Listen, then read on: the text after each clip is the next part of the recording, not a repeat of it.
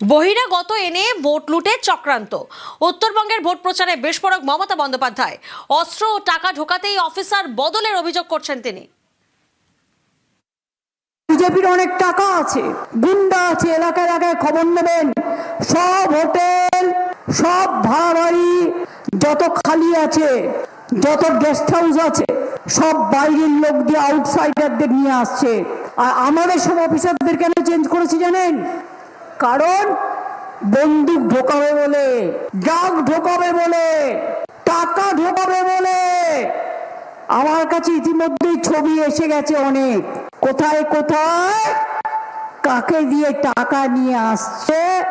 প্রয়োজনে সেই ভিডিও ফাঁস করে দেব। এখন রেখে দিয়েছি সযত্নে রাজপ্রাসাদ থেকে। ভোটে ও গণনায় সতর্ক নজরের নির্দেশ মমতার। বিজেপিকে কড়া আক্রমণ তৃণমূল নেত্রীর।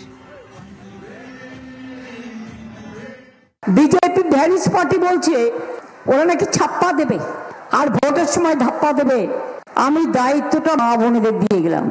কাউন্টিং এর দিন আর ইলেকশনের দিন যতক্ষণ শেষ না হবে, দরকার হলে পাঙ্কা ভাত খাবেন, একদিন শীতলা পুজোতেও খান, কিন্তু সব পাহাড়াদার আপনারা। আমি যদি যোদ্ধা হই, আমার সহকর্মীরা আমার সহযোদ্ধা, আর কাউকে যেন টাকা দিয়ে কিনতে না পারে। যারা দেশ বেচে দেয়, দাঙ্গা করে, দুরাচারী, ব্যভিচারী, এসআইআর করে, এনআরসি করে, তাদের জীবনে সমর্থন করবেন না। উত্তরবঙ্গ থেকে ফের বঙ্গভঙ্গের চক্রান্তের অভিযোগ। বাংলা রাজ্যটাই তুলে দিতে চায়, অনেক প্ল্যানিং করেছে। আপনাদের বিহারের সাথে নিয়ে যাবে, আবার উত্তরবঙ্গের জেলাগুলোকে আমি আটকেছি। কয়েকদিন আগে এগুলো বেরিয়ে গিয়েছিল সোশ্যাল নেটওয়ার্কে, সেই দিনই আমি গর্জন করেছিলাম।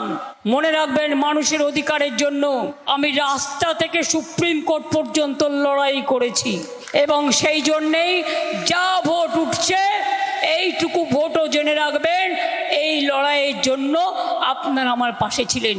এর জন্য আমার কোনো কৃতিত্ব নেই, কৃতিত্বটা আপনাদের।